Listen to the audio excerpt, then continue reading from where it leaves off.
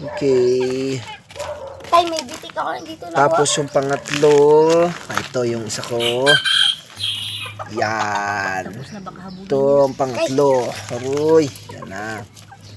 Yan, medyo bata pa kasi ito eh. Aroy, wag lang magtakbo ng malayo.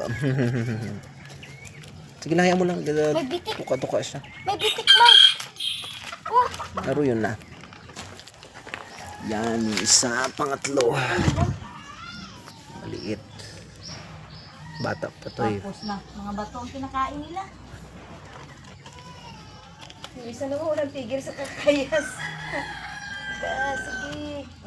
4 months pa lang ito eh. Mang, kahapon ba yun?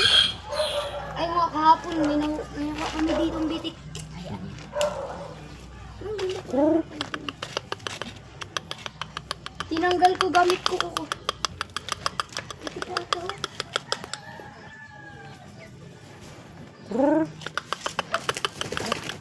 Wow. Natunan mo yan? Wala.